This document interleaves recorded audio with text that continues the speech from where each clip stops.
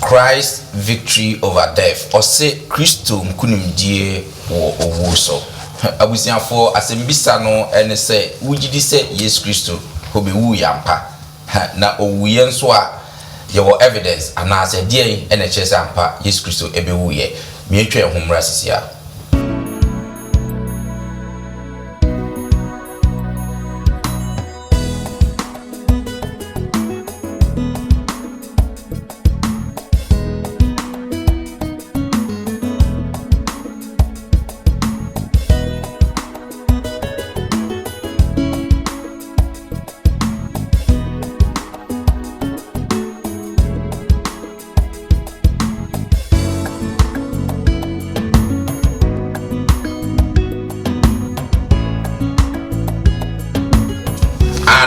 Owe ye huni pa hyehyɛ a wo hyehyɛ sɛ nka wontimi ensɔre masika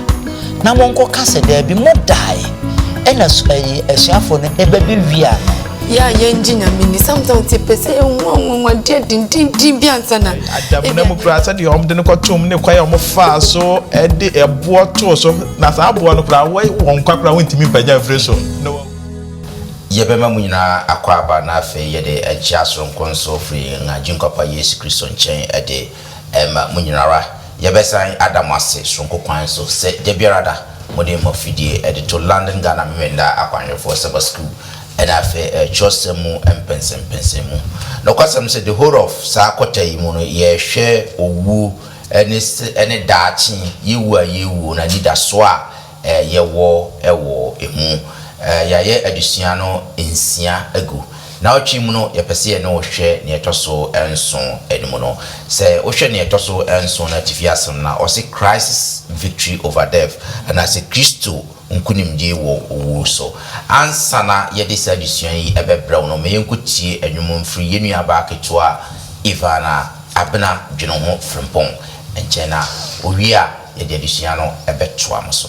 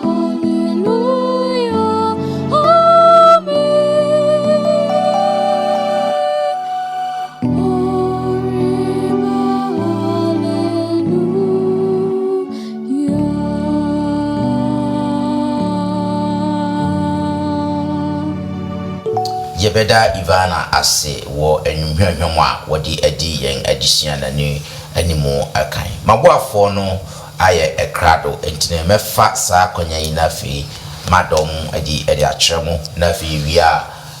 ya hye yen adisia enumu ma me fam free no hwa enne oya wadom me wo kwadwo densi amankwa eka me ho ha sei kwadwo densi ya mo akwaba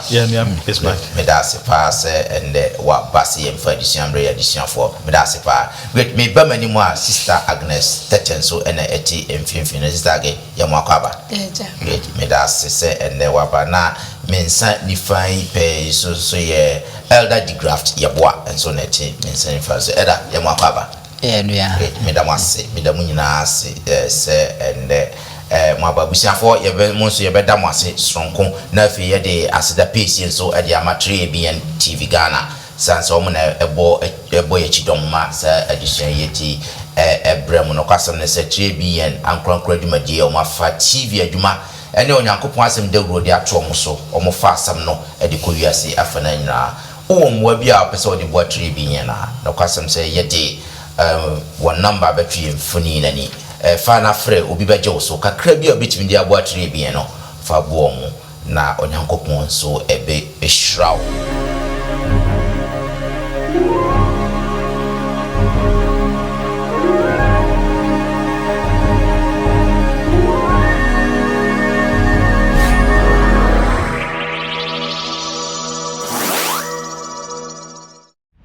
You can contact us on 3ABN Ghana on WhatsApp number 0577-654896 or call us on 057-654896 or email us on info@3abnghana.org.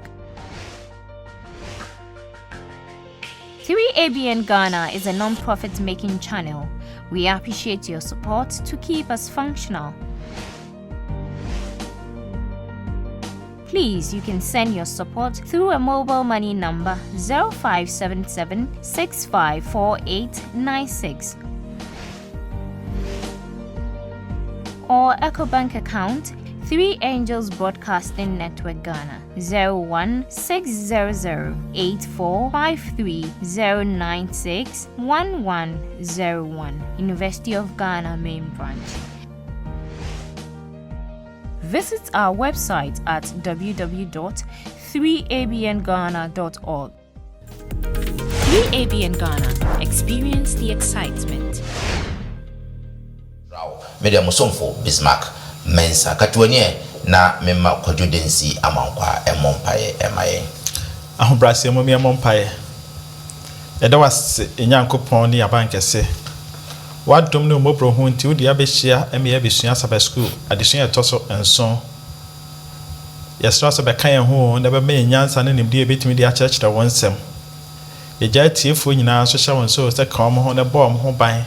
na ensem aye besua ne nyina obi bia ntimi mfa ba bi mfrim ne nsiesie ene adesuafo ne nyina ma yen kwagye da yede dwumade ne nyina akwa wie ye beda wase akaso wa de nyina yi wo Kristo Yesu de monti amen amen great addition no kwasem se ayede babia yesu addition na mse ya bukota no mu because na actually we addition to so enson acha say koye ni mo an no enchi biara kota no yede beba na wie no kwasem se last week ni atwa addition bia de pa o si Yesu Kristo ebewu emaye enti hu se Yesu Kristo wo obewu ye no na ya ade anyankopon ahyehye fiti ansa na kro bebo wiase no aye san kwaje nhye no abe ato ama adasani adasama no kwasem ne se ni wuo no ejina ho ma nyema bebre na ni chimupo anase ni chitu pa wo se fa e wo sa adusua no mu ene se wo a wo begi sa owu na di no wo benya nkwa wo benya da nkwa but achinyejie bebre eda so ho so evidence bi wo ho a enu ntie wo se yegi sa owu ni di na yenya nkwa ana enu na sa na otwimu ye pese yehwe osi Yesu Kristo adi nkunim ewo owu so ye be kotwosem no mu na ya hwehwe mu ye betimi anya evidence bia ebetimi ama yegidi ashekina ya hye yegidi mu kina ama ya gisa wu na di na yetimi anya da enkwa ana enu na sa na otwimu ye pese yehwe nti ye ni kan hwe Revelation chapter 1 verse 17 and 18 eno ne yanka wasam no. Revelation chapter 1 17 and 18. Yes, yes, my oho. Na mi hu no me hwe ne nan asese owufo. Na ode ne nsa nifa to me so ka kire me se insuro me ne okanifo ni ochikafo. Ne de otiase na mi wi na hwe metiase dada na mi kura owuo ne asamando nsafoa. Amen. Amen. Great. Amen. Eti ye koye ni mo ye behwe sa ni ma we nyina na fe ya kasa ho. Ye ni kan hwe Yesu Kristo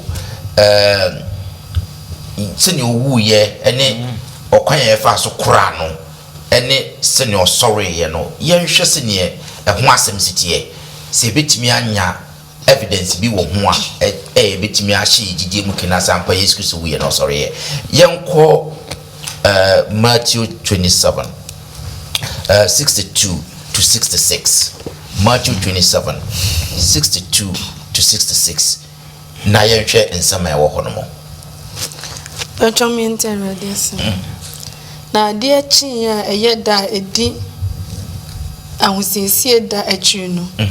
Asofo mpanyimfo ni farisifo behia Pilato nchen. Se owura ye kai se odadafo no ti ase no okan se na nsechi menyane. Enti ma wonkome eda no.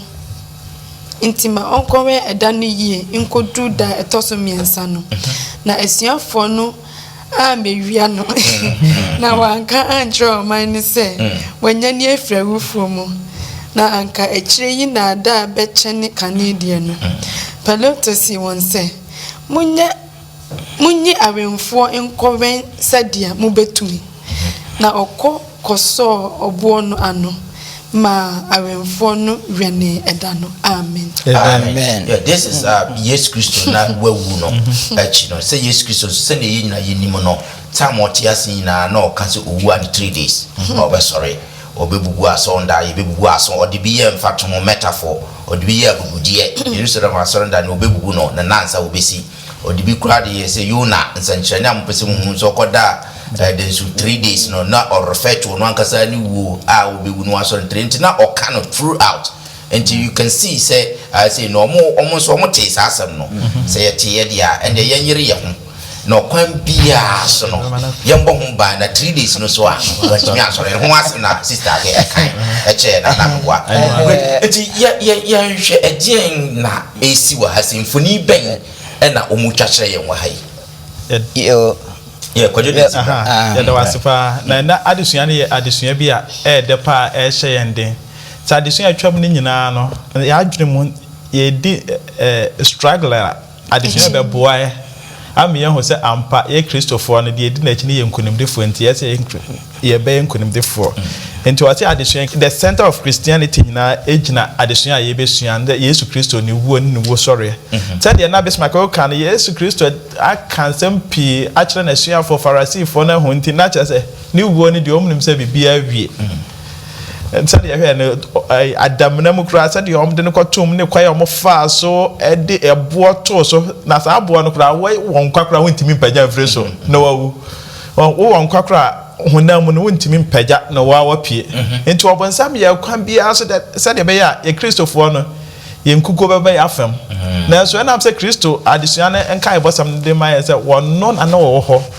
no wuyi no asa asore na ema ye nda so say kwan bia so na ye say Kristo so said ye be ya Christopher ye de beje ho enti obonsam kwaya omfa so de o cheche kwaya ofa so say o be chehye na Adam na mo beka ho no adesua ma ye ho say enonyam ka nyame say wankam do timi esore e ma ne ye nkunimdefo ntimi ne omie no ye Kristo so mu nyina no ye namade ye de inside ya beti ne edi afrese ne ne age ne nyina ne say Kristo nkunimde no ebia kamenu ye no great Amen. Great me da se pa da so hwe akenka ye na wo ba mu yeah me fa bebe kakra nka de elder kan ye no no kwasem pa no momien hwe kwan obonsam pese osi Yesu ewo no kwan na wo wu a onsole kura efso nam oko Petro hoka chirense kachire Yesu se mawonwu ma Yesu ka chirense Satan freme so etese sa wana nye Peter na ekasa ne mo Satan ne ekasa eye afedie owo naba yenhwe abakosam chirense enye asrafo a womkɔgye ne Pilato honko ene bewenye na Pharisee asofo mpanimfo no nso no de wɔn so awɛmfo ka ho kɔe kɔwɛne to ɛna fe wɔn san kɔgye tumi wɔ Pilato hɔ ma wɔde ne nso ano ɛbɛbɛ so ano sɛ ɛboɔ no obi biara ntimi mfa ne nsa nka enti ɔyɛ sadeɛ wei a ɛyɛ nsankyerɛ ne sɛ baby biara even yasase so ye maye yomu yekura asem si baby na akone de sa homa kokko na sa ho a woni ho kwan sa wotra enti se ohene so de ne petia ebe so bibia no a ene de ye nko ho kura eti na kire se wo ma ye nhihye nyina no ahonam fam kura no enya de a nasuafo no so omu bewi akora na omu betumi one awemfo no omu ntimi asojafo omu ntumi enti wo ye we nyina sebe ya tombo ne de ya sha no nti obi ntimi nkowia ene omo san de asem eto so sebe ye na asuafo no ntimi nso emamewia no nti ya yesa nhihye we no nyina nipa ba akopɛ die nko a ne say so untina wo hwɛ de nhyehyɛ wo ma nyina na ɛkyerɛ sɛ Yesu Kristo bo ba asase su sa even till the death no kra wo hwɛ honum damenanum kra sɛ no monte na se wo hu ni nipa so omunya hu wo no kra mu wo no mpo kra sɛ no monya te na se great you should see here of all these measures great and the same anymore Paul the share and say or 1 Corinthians 15:1 say inka oguso we anyone ka Christopher nka ye ni mo brofo ene nka omo mo bebre ye from Adam penso ene mpanyimfo omo aba nyina bepim sa so beti oni sa mo brain na ko mo ewukwa nka tenifo ni oye boni ni oye papa nko bia nka ni da so bia anim for share nkwa say eni da so ho man no matter what say ne ye ya or sorry ye no but some anya ni situme nipa ya ho asio obi enyankopon tumi etimi pa epumu enyankopon tumi obi wo otimi ka say sorry na wa sorry je ne ni ba no say o ka che wo ni say on sorry na wa sorry atuna ndaka ni enti eden na mu nipa wo betimi aya oya wo say o wen obodan ne no enyankopon tumi sorry ne no mu ye bia de nkugo neba sometimes I pese e challenge nyame e Christopher sometimes ne nyame aka ne pese e beye e pese ye maneuver ye fa ye way e di nya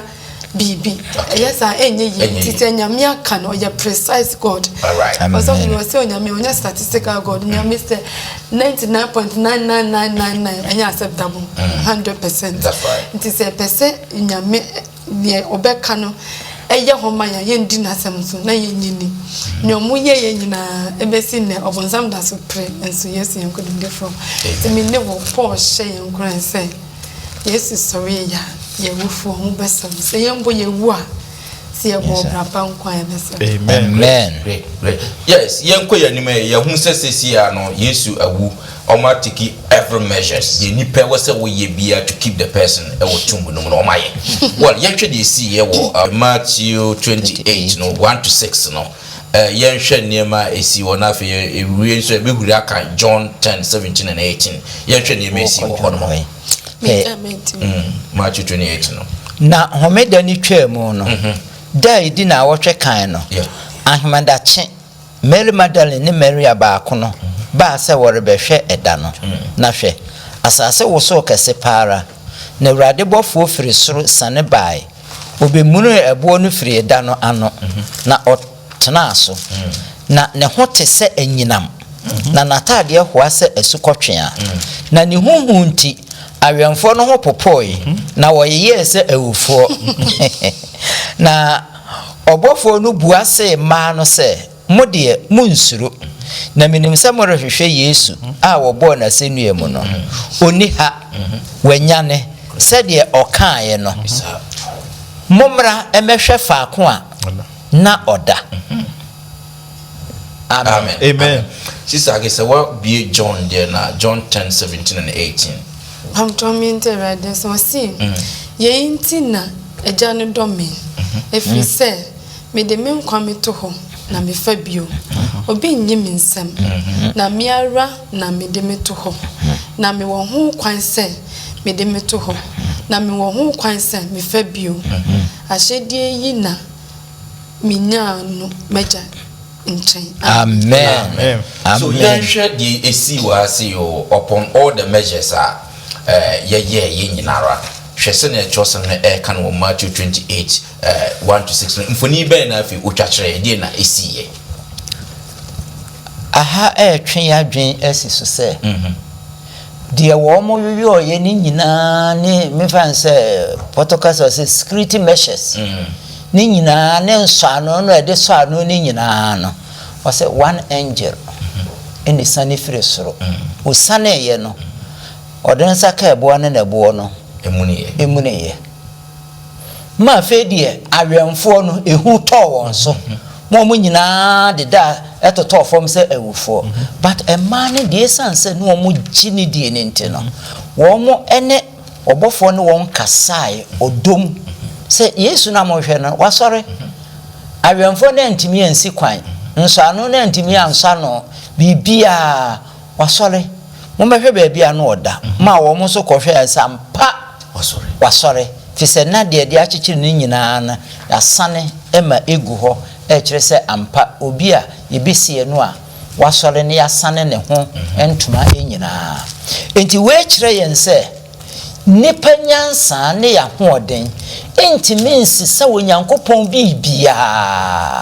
kura enti no Yesu wasore sɔdeɛ no na de anidaso kɛse ama yɛn sɛ ɛni nti no yɛn gye a yɛgye na die ne yɛbrɛ no ɛnyɛ kwa ɛfiri sɛ ɔse owuo asamando safoa ne ekura no na ɔno ne nkwa na otimi de to hɔ na otimi san fa hwan ne betimi a challenge no obie ne hɔ enti de yɛ nipa a Bible sɛ yɛde nyansa nipa nyansa ɛna ɛhwehwɛ Awurade asemu a na nanim ya yɛsɛ nkwasiafo no saa na yɛse yɛkɔ no na mmom yɛba Awurade nkyɛn ne benya ne nyansa yɛde tena asmase ne yɛde gye ne die na nkwagye no yɛnso yɛ mu fafafo that's it. Adesua we ne yɛ ni gisem Yesu wasɔre ni gisem na obonsam ye kwan bi asoso obefa na madwene wo se enti bofo ba akopɛ ne bae a bonsam atumi ne nkrofo mo wagye wo mo a yɛsɛ nka mo bɔ Yesu Adam na ne ho bae na so tumi ba akopɛ da yi ne ho adi na mo nyina atete hwe te sɛ wufuo enti to da bi ho a ya na de edi ye ho eto so se ye bɛɛ no nyame na tumi nyina ekuta no we no ma ye ho se nyame no oyetumfo kɛse a de opɛ na otumi ye into wada ne tumi kakra di ma wo mo kura na wo mo fi so wo betimi aboa ma Yesu Kristo aka damunam no wankam eya ni gisem eni nkranhyesem ma me ne omie no so edi Yesu Kristo achi se kwan ya obonsam de ye be fa so nyina how ne dadwene be kom bia no nyame ebetimi ayi from with 1 second great so what you say me that's papa you dey see sister almost say we try this one more say I want to so mpo almost say asoja for ni bisa akoka me esa mo bribe mo ka ni nyina wo tias ni na sala no mo tias ni na esi nyina sala na ni panti ni ho ase ama mo ko je bribe etwa ntro e ma ebe si ne ebi mo gidi say Yesu bia ansori and sometimes assembly o he no kra betima ya sorry efie mu edwuma mu wonim no kra pa so amobi disika ton no kra ama u chantra enye wanhwe ya bibi beba wo so a unte ase da great tie ye Christopher umayen ka no kra say tuntum ayen ka say tuntum ni na echi no angosi hwe great memfa asem ketewa bi enhye ho ahu se adanse no ma Farisifo ne asofo ne nyina gitum mu se Yesu onka da kamerem wasore enti ebra sojafo onko report ye no wo se da bi munyi sika na monko kase da bi modai ena asuafo no eba bi wia no de se drop left animu a ye bekwa akotwetwa agemo so na je se wo mo conscience mo hunu se de Awurade Yesu kan eye no kore adenti na wo munyini nipanim animonyam pesemi nkunya ne saa niema ekosia anuanom saa niema we entimenyeye ya gidi pa se Yesu ye nkwamafo nanso no manim onyam bi ne medin bi ne madwapadie bi ne bibi ne mahohoaho abinti no na me kasetia bra mahonim di madanse se de meye no enye nokore ebi na wo mo yoye no nanso ne nyina eche no anye yie still afi echi kura no wo mumu bi esa akogye Yesu di yo since me yes for you gusuara say last week here this week there no to last week there last week no ye hu perfect Yesu Kristo ebe wumaye but ye pese ye nya evidence say ni wu na wu no ampa wu ye na osore ya na ye hu say ampa owu ye pa ema wonwa aman studifo no satan no ye bibia say o make no adam na mu every measure security omo ye bibia in fact some omo koka say anka omo koka say asuafo omo dae na asuafo no ebe muni age no mo fa but na asuafo mo ntimi muni they know it so mo ntimi muni so enye nipa asem crap no nti see ye hu evidence ba ho a echese Yesu Kristo ye dey owu ye no osore well yes anko the next one so na ye hwe de eno nso ewo ho se wokọ eno nso no ye fa afri Matthew 27 51 to 53 eno se ye hwe bibi nso eno nso esi wo ho no Matthew 27 no 51 to 53 osin na hwe entuma etwa asondan no muti mienu free suru de besi fam na asase wusoe na abotan pai na abodan buebue na nipa konkran wowo no emu bebre nane na ninya ne akiri no ofiri won abodan mu kronkron no mu koyi won ho edi kyerɛkyerɛ nipa bebre amen amen. Yes, where Yesu Kristo sorry you know na adanse bi nso ni and also mfoni beni we have we also me say na this week this year the the process oh Yesu Kristo no a wanyane no ebi mo so asa nyane kra ka ne ho kai boss ma ye bi ba de ma ya no ni sorry you know was I say Yesu Kristo oh you know agrada there was an earthquake. Yes. Now was sorry and also there was powerful God earthquake na exutu ye ma omo sorry into when is giving that a message of sorry and omo ko kromo e ko di adanse Emma omo so ya akronkron for we en hwese we ni ye into what say good it what's krom busuafo ho say ampa we mu wi no ma sorry oh such a powerful God ye di na chi no what me ye bibia enti na because the district dia ne the air depro so e nije some dey ma me no Christo for say said ye tie bia mpo ye wu am ye stro wo there's a day and as a dabi ba Jesus Christo said ye onya ne ye nkrofo nya ne ye ne ma ye ne so sa na twe ne fo ne so be de e be nya ne biem akodi na chi ya kakra me kan sense we trese enipa wu ane wewu enya honhom ne ko baby because o kan wan ka say honhom sorry ko kromo so wu no sorry enti we ma me gidi ma me Bible tre me say enipa wu ane wewu body ni na ho na honhom na sorry akoda bi enya samanfo so na sorry ko kromo ena ba ko bi okura na no kwasem na disua no ehede se de da kae no na ene se wo se eniema esi ye no mama Bible se mo nkoka se nasuafo ne bebe wia no say asrafo no ne awemfo ni nyina no mama won bribe afei asase woso wonso awoso first one wu ye second one was sorry ye ama awufo na sorry akokrom ama awufo nso de omo ho akwa kire ama dance se ye ni ewu Yesu sorry ye ne enso ya sorry bi akaye so ebi akaye ama wonso de ho abe kire say brabo amoma ya wo nam zasuafo ni ebewi a wo no wai wo enuanom ye ne nyame ni nsawoso kura na wen mu nyina achi na ye ne ayeye ne sanso nkwaje enti ene obewu asenuano so a wode sori yeyu a wan sori anke ebraye kwa enti enuanom adofonom Yesu Kristo die hwe se obi boni dimbone a mesro nyabotre ne tunefo na wonyai efise enye na nkwaje no ye nkwati Yesu enye nkwaje wo baabi biara da osoro ne asase we sei no eye Yesu nko a enti anuanom moma yenyini ni no yodofo na enkwagye no yenyamu chefa. Great. Madam Wasipa abusiafo se ne adusia no ko no kama pa ende adusia no kwasem se anije sem sanse obi wu no sori ya anije sem di yenhwe atrapo ye no se ne esi ko na yahu se Yesu Kristo awu ampa. In fact adansidi a ye kan na ya omo anomo asaman ano ho no omo tumbu ho no omo adansidi ni ena sesi a ebinum nso asori ena omo nso omo kotan omo nso omo akoka se yenso owura no sori ye no na yenso ebi akaye ena yenso ye kodi hu adanse ba Yesu Kristo na nkasa ye nyahu no wo yensa nkwaye na fi yenkotwe se ye real evidence wo ho so no ankasa nso afi di ebinum behu no ankasa na fi yehu ne no nso esi eche great. Yes, starting John chapter 20 verse 19 2019 no afi waka 19 and 20 no we aka 25 to 28 we nso e baba be 1 Corinthians 15:5 to 8 so ye hwe ni si wo John 20 19 and 20 see ana dai di na wotwe kan no ara eduru anwumre no na Yudafo no hunhunti watoto apono mu faako a asuafo no hye ho no Yesu baba gina won finfi na wasi won se asundwe kam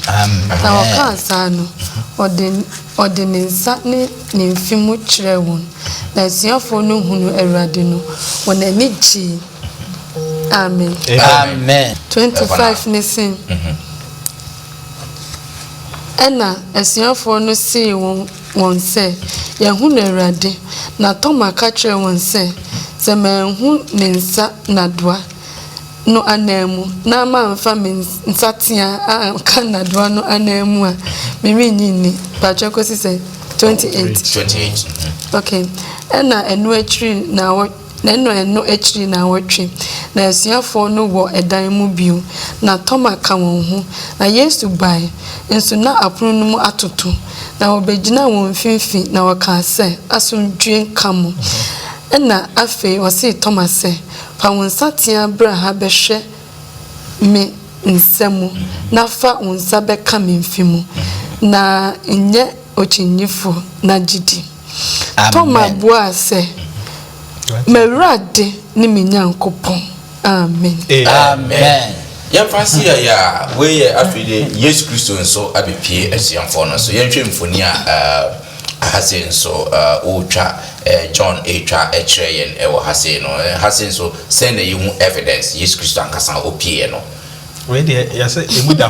emuda ho clear was na first on the enipa bi na edi ne ho adanse na je say asuafo no say de o kan ho ne Pharisee no ntino o makohia baabi na ni je sam ne say Yesu Kristo ho baabi o makohia na ye de ekoyi ne ho adi ekire o mo enpo na chini a ekoso say yo no onye ono na o mu hu evidence study enua ne kan Thomas no obeso hu Yesu Kristo ne nsam ene ne mfe a ye de na do abobo mu ne nyina no hu ema ne ho say ampa Yesu Kristo no ene ye de etapie no senka Corinthians no so kan ho Corinthians 15 no say betumi akai no so 1 Corinthians chapter 15 verse 5 to 8 no so 5 no say na oma Kefa eye Peter ihu no ansa na dumi no eri hu no enu akiri no oma anuanom bebru ahanum ehunu no preko wo mu pi eda so te ase na ebinum adeda na enu akiri no oma Yakobo ehunu no ansa na asomafo ni nyina eri hu no wenu nyina akiri na oma me tese nia wapetu awo no nso ehunu no. enti near desi twaso enti the na make can say we mu nyina is an evidence evidence kire wiase nyina me ehunu say Yesu Kristo no osore na nipa e wo biase nyina na satatam na omo ho nyina dodo na ayede ehunu no enti e maye ni da so enti ni kwai say said na ayede kan ye je achini say Yesu Kristo ntesa because ni nyina wa tworo e the evidence na maya me ehunu say ampa de see ya no enipa edi ho adanse enso kire wiase na on say kaka meka say other religious bodies no omumpanyimfo no omo founders no omu ye no omo da social media yes me nko Israel de bo mo ko honi say uko Yesu Adam na empty emu da wa kire say ampa osori enti ni amiri betu ye hufo ni say ye Christopher ya yenji nyame ni sometimes te pese enwa de din bi ansana ebia ne de ato nyame ni manase yenye gidie enwa nyame mu se ebia ne ye kum anase bi won po ayete asonde mo so second coming ni po ebia ye ni da se wo mu enhye den sipi enti onyame hu nyame bone anya te se toma wo se nhira ne de onhu ye no waje adi enti wudie ma yenyi ni se ampa Yesu beba be faye so ba ya geni wa ma ye lu so hwe enti mo ba yenyi ye ho yenye gidie na yansum nyame ye yemfa na asem ni adwuma na oba kura na se hwe ensi a ye lu so hwe sarate ana kakra bi amede ka ho ne se de ye kenka ye nyina no enye nansa asem bi ne siye wosan ne won tra o man no mu 40 good days enti chese wo a wonim hwe kura no wate se Yesu no wasore oni asuafo ne san enam de toso bio no men fa adwen bi wo Thomas ayi no mu se Thomas de enu oni ho en wo ginchim se woni agisu ehu ampa Yesu ba mani hu enti me hu se Thomas de ne be ye adansi die kese ema woni a ginchim no se wono wo ginchim se de wo je no a ena Yesu yi ne hu adi kire no ma ohunu ya afi wo gidi ye enti de na akama yen adansi biewu a ye da so gi hu achi enti etwa se yen kwagie enti ye gidi medase great madam asepa bisia for ye hwe evidence anasa dansidie enuntie wo se gina so ne kasa pa Yesu Kristo new sorry no e wo se yegitum ani owuye ye hu nipa hyehye wo hyehye se nka wontumi ensori emma in fact osori ye no enye obofo nko ena enye wo mo te ase nko awufo nso esori bedi adanse ena Yesu Kristo nankasa ede no ho epie ebedi adanse ena ochinyigifo tse Thomas nso ebedi ho adanse Thomas propodi okoso ne nsa no mu emeki sure say ayo no a ansa na oji ade we nyina ye adanse the great madam ase yen hwe na fe yen sorry yen addition no so ne edi awie ye no no ye behwe no 1 Corinthians chapter 15 verse 20 no ye behwe asama Paul echokuma Korinthofo no ne hwe asem a Paul pese oka no wo no potin ose nanso afedie wanyane Kristo afri awufo mu aye won a wadeda no mu aduaba edikan amen eno na me pese ye analyze no aduaba edikan waye no aduaba edikan no kwasem se okay kan Deuteronomy chapter 26 1 to 11 na sa aduaba edikan ye beti ase pa ye se Nyankopon de asase ne de ma omo mfa so omo do na se nuaba ne ba ni edikan first no so omo de ko sorry fi fast and then say and the branch abubu afiwe aduane beba rough and then the aburo yi betimi wo short to say afiwe benya aburo sa dua be di kan no and omo de ko asori fie and na hase no or refer to Jesus Christ say wo asori abeye te say aduaba edi kan ne aye ni nyina ne keka ni na de akwakoye te say mo bi na ne we ne ade a me pese ye fa as knowledge yedi ko efie ede na opese o kire ye ngwa hase aduaba edikan sade na wo ka Israel for de no Israel for bless no aduaba edikan ya de a na ehia wo papa if say one ema wo mo gitum se wo mo nobai no Onyankopon ene bo ho ban ma etumi ebaye de toso bi nso wo nobai no ne quality ne mudia eye no enso kire se nyame ena ede ema won enti we mu nyina chininti no omo de enoko aseda ede saa ayeye ene aseda no ekoma Onyankopon enti wode Yesu nso ebeto ho se eye aba edikan ekire se Yesu Kristo wuo no ena de ogye abrama adasame nyina no kwasem ni Elijah obefa no kosoro but wantimi amfa nkwaje amreye Mose nso wi onyane no de ne koy wantimi amfa oje amreye Lazarus wi onyane no osan ewui nemba ene kunafo ne mani nyina wo musan wi wonwa Yesu esore no omosore ye no wo mo kra de wo mo sore ya no wo mo twen se oje no Awurade Yesu ede bema wo enti safo nyina bie ne ho etime kire se won time ya aba a edikan emeyeye ade Yesu nkuto efise ono ne de ni wo mu kra no ede oje abre enipa enti we ni nti ene ode ntoto aba edikan ne ho se ebehu ni mudi a eye ne boa esom ne quality ne papa mo medase